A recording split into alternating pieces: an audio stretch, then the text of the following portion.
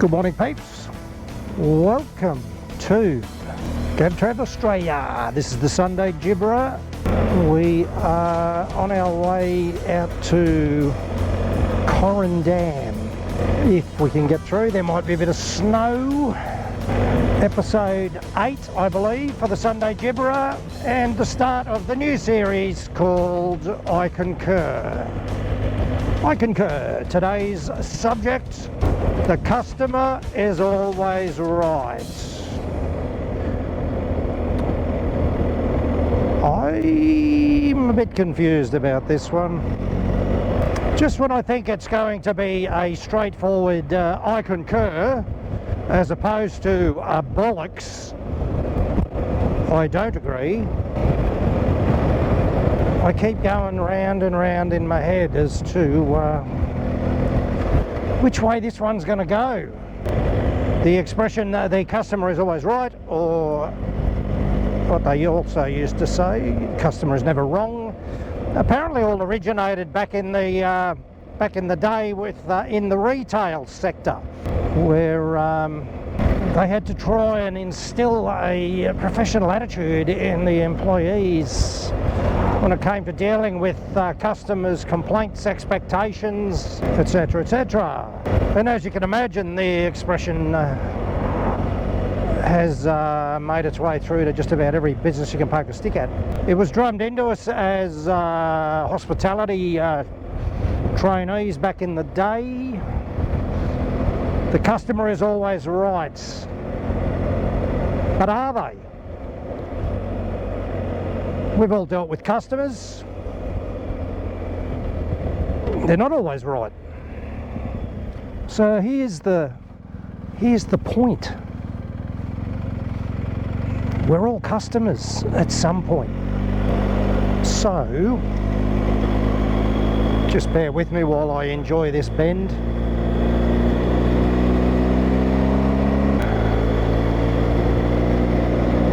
So, what's a customer? Who's a customer?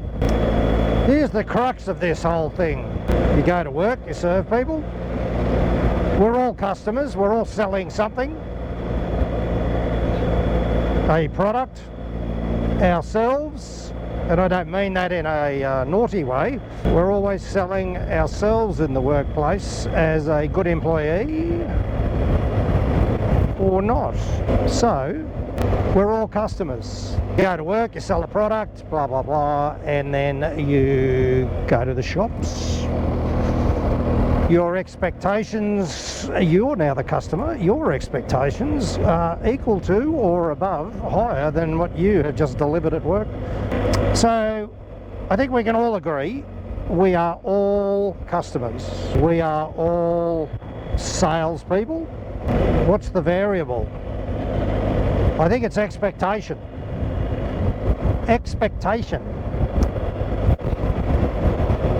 And then I think you can closely knit expectation with mood. How many of us have been the perfect customer, but then you go one day and you're not in a good mood, and you can be a bit, I don't know, abrasive perhaps, rude, and then walk off and somehow justify it. Expectations. My experience in hospitality as a chef, 20 years in the hotels, expectations on a buffet serving customers, your manner, the way you would conduct yourself with the customer was very different to the 20 years in the club industry. Now for our overseas viewers, clubs or sports clubs in Australia, like baby casinos, poker machines, bars, food, all under the umbrella of a sports or recreational club. So we spent, Mrs. Gibberer and myself, we spent 20 years working as contractors, catering contractors in the clubs. So my point was that the expectation in the hotel, in a 5-star hotel, was somewhat higher than the expectation in a club. The hotels, it was yes sir, no sir, 3 bags full sir, and the club industry, it was g'day mate, how you going? G'day mate, how you going? It's a big difference, expectation. But the customer is still the same thing, it's still the same person. It has an expectation, and it's up to you to provide that as part of your job. But back to the original question. The customer is always right. At this point, I'm going to say bollocks. I think the expectation impacts it, but I also think the other big one is customer education. Our role is to manage the expectations and educate the customer. A classic example in hospitality, a customer comes up to the till and orders a well done sirloin steak. Goes about his business, sits down and starts to wait. The next customer comes along, maybe 2 or 3 customers down the queue, and orders a few chicken schnitzels. Now the chicken schnitzel is cooked and prepared 10 times quicker than the well done steak. The customer that ordered the well done steak sees customers being served that ordered after them, comes up to the till and gets quite aggro. Why are they all getting their meals except for me? And it becomes our job to educate the customer that the well done steak takes 25 to 30 minutes, the schnitzel takes 2 to 3 minutes. Won't be long. And then you would say, sometimes, could I get you a garlic bread? If you sense there's a bit of a fire starting to bristle up in old sirloin eater, could I get you a garlic bread while you wait, sir? And all of a sudden you've just turned an aggro situation into an education session, and my goodness me, I got a free garlic bread. And when old mate goes to work the next day, he's going to tell his friends about his free garlic bread that he got, instead of blowing up about his steak, where he was obviously wrong in his expectation. The next time he comes in, he's been educated and he won't get so bristly, hopefully. So there's one example. You know what it comes down to ultimately? We all want to be, you treat everyone the way you would expect to be treated. That's pretty straightforward, isn't it? But most things are straightforward. The big variable is everyone's mood. And this is what makes it so hard in business, is the moods and the attitudes of human beings. And I don't just want to say employees and employers, because we're all the same. We're all there for the one reason. The customer is not always right. They're in desperate need of education and understanding. You need to understand your position, what's your role in your job. Then the other side of it, you've got trainees coming along. It doesn't matter what job, hospitality, retail. You've got employees, trainees I should say. You've got trainees coming along, and we'd like to just say the customer's always right. But you can't give that person the freedom to give that free garlic bread away. Otherwise, your business is going to go broke. So again, you need to educate your own staff. It's a hierarchy situation. That's what supervisors are for, to make those decisions. Whose job is it to give away that free garlic bread? I had a situation, and many a times that happened, we would have up to 60 to 80 people in a queue to order food. And kitchen's getting absolutely drilled. The restaurant's full. There's people everywhere. You've all seen it. It's mayhem. Controlled mayhem. And I would send out a big platter of little cocktail spring rolls just for the waitress to walk up the queue. Because people are standing there for half an hour. And I would give them, they'd get a spring roll and it would put the fires out everywhere. It was unbelievable. But it comes down to the training. They didn't teach us, we weren't taught human behaviour at tech. 4 years of study and you learn on the job. That was 50% of our success. Good product and good human management. Understand humans. So they're not always right.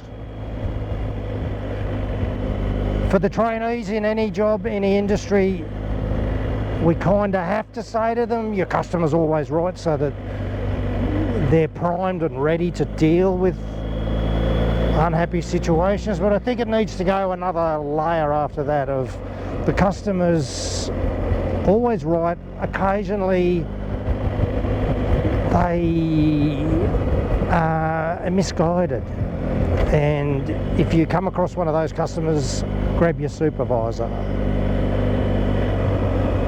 But allow the trainee to witness you in action with the customer. Allow them to learn as well. I mean, how many of us have actually spent a shift, I won't say kissing backsides, but providing quality customer service, and go to the shops or something and get served by the rudest so-and-so you've ever met in your life. Yeah.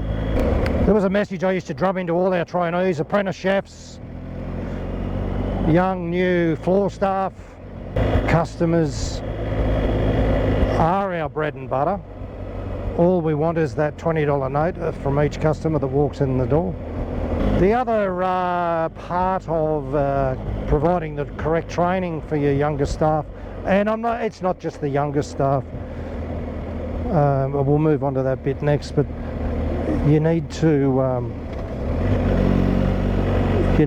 provide the financial literacy to your people.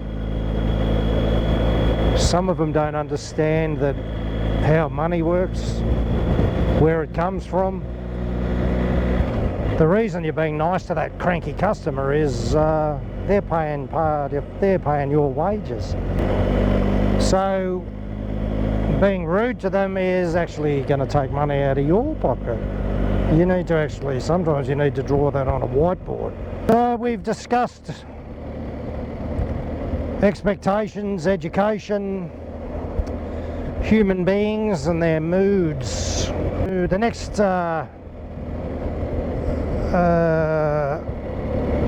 awful category, the jaded human. Somebody who's been in a position far too long and have not been questioned regarding their attitude for some time. There's only one approach. Be brutally honest. They are not going to enjoy it one little bit. Oh, there's Corin Forest. So they've got the, just in there, they've got the blowers, the snow blowers. That's where I learnt to snowboard, in there. It's only tiny, but it's not easy. It's cool. Look at the kids are in there everywhere. Keep your eyes peeled along here, peeps. There's baby bush missiles everywhere. Little wallabies, little fellas. They're not quite up to scratch on the old road rules. Yeah, the jaded employee or the jaded worker, the jaded human being. 9 times out of 10, the jaded worker will end up being terminated. It is a very difficult thing for them to have a bit of a look in the mirror and say, you know what, maybe my attitude does stink. So here we are heading down towards Corin Dam. It's 8 degrees Feels like 3. There's usually a bit more snow on the side of the road, but pretty happy that it's not. This is one of the water catchment areas just outside of Canberra. There's been a few bushfires ripped through here over the last 20 to 30 years, absolutely decimated the area. There's a few good hikes along here. I'm inclined to lean towards Bollocks on this one, but maybe just one bollock instead of 2. We need to instill, the customer is always right, in the younger people, the new, with the explanation that I said earlier, but it's a tough one though, isn't it? Customer is always right. Boy oh boy have we had situations where the customer was not right. This is not a sirloin steak. I ordered a sirloin steak. I'm sorry sir, I can assure you that that is a sirloin steak. It's not. Ugh. We had a situation many years ago. We used to do a dish called a chicken cordon bleu. Oh, look, see the snow on the hill straight ahead up there? Chicken cordon bleu. A breast, and it was stuffed with leg ham and cheese. What colour is our ham? Same colour as raw chicken. And people would bring them back. This is raw in the middle. Oh, that's the ham, sir. No, I'm not eating that, it's raw. Oh. Happened so often I took it off the menu. Couldn't take it anymore. That customer wasn't right. But what I would do in those situations, because they were just getting out of control, hot under the collar, I'd just say, can I get you something else? No charge. It's not raw. And they still wouldn't believe it. They'd walk off just still at the shits. They'd even walk it off. You'd give them something for free and they'd still be cranky because they think you've just tried to poison them. Harps back to my point about expectations. When we used to take over catering contracts, there'd be a certain set of expectations in an establishment when we took over. And one of them was, one of their policies in one club was if a customer complains, give them a free meal. And the customers cottoned onto this. So they'd eat, this woman bought up a she'd eaten 3/4 of a pizza, a large one. So it had like 10 cuts to it, and she brought it back with 1 cut left and said this pizza was bloody atrocious. I said, what was wrong with it, madam? Oh, it was all doughy and chewy and made up all this bollocks. What was her expectation? Get a free meal. I'll get your money back, it was. So people were coming in, having a feed. Oh, this road's squirrely. Having a feed and getting their money back. It's like, hang on a minute. So we had to change their expectations to, well, there's no money coming back, I can give you another meal. And there were a few occasions where, oh, Jesus, she let go there.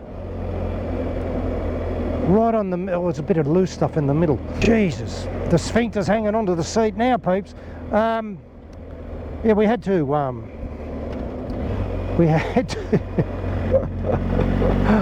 oh, Jesus. We had to educate the people about the new policy. No refunds unless it was seriously a big boo-boo from the kitchen. And the other thing that I installed into policy was if one of the chefs was going to do the wrong thing, the chef would go out and deal with the complaint, because their expectation was for the waitress to deal with it, the restaurant manager. No, no, no, no, no. So that minimised the old issues with the chefs. How can you think you're going to do the wrong thing and expect someone else to go out and deal with old aggro? No, no, no, no. They've resealed this road, so right in the middle is you can see it there, is a little line of loose gravel. There it is. So it's going to take me a few minutes when we get down here to pry my sphincter off the seat. So here we are, peeps, Corin Dam. This thing I have seen it nearly empty, and I have seen it full as a boot. Ugh.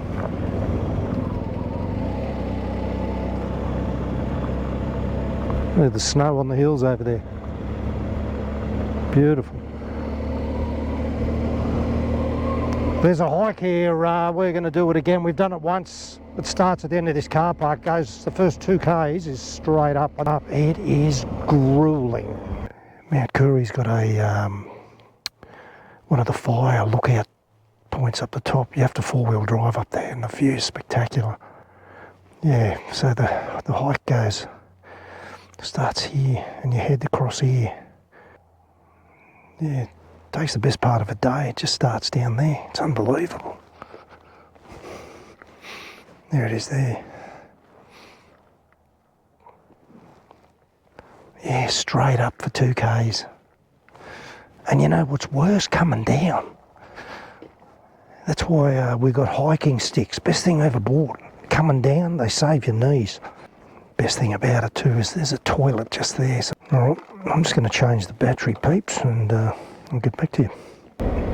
Got old mate up me. Old mate up me clacker, so I've sprayed a few rocks in his chops and should keep him off my tail for a bit. The customer is not always right. So I'm going to say bollocks. Bollocks. It's quite funny. Along this stretch, you're normally very wary of debris on the road, leaf litter. Today it's just gravel in the middle. Dealing with an angry customer, like someone who's completely unreasonable and out of control, is honestly, as everyone knows, we've all been there. It's hard work. And you got to pat yourself on the back at the end of it when you get through that insanity and you haven't lost control. I used to love it. Turning an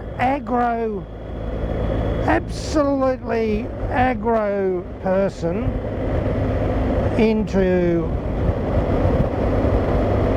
an advocate for your business in 5 minutes can be done. I witnessed a fellow I used to work with years ago, a trainee manager he was. G'day Norman, top bloke. I witnessed a bloke come up, Norman was working on reception as part of his training, and this bloke come up blowing up about everything. Wasn't happy with the room, wasn't happy with this was no good, that was no good, and then dead set.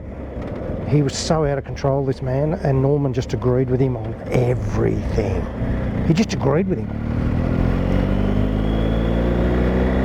The bed's terrible. Yeah, I agree. So totally, he agreed and diffused him in every which way, and the poor guy walked off. He felt like he'd been heard and got it off his chest, rather than get into a tit-for-tat argument. He agreed with everything he said. It was a stroke of genius in this particular situation. Hence the reason why this particular fellow went on and is still to this day got one of the most successful hotel management careers you could imagine. And that's why. Hotel managers are very good at it. Human nature. That's how they get us to put in the hard yards. Because if we've all got a common goal, any team, in anything, if you've got a common goal, the sky's the limit. Commercial kitchens are the secret to world peace. I've worked in commercial kitchens, 30 to 40 chefs working in there from every walk of life, every nationality, all with one common goal, and everyone works together as a team. Common goal. It is a sight to behold, and it makes you feel proud to be a part of it. That's what keeps you coming back the next day, even when you are busted custard. I want more of that. The people are great. The experience is great.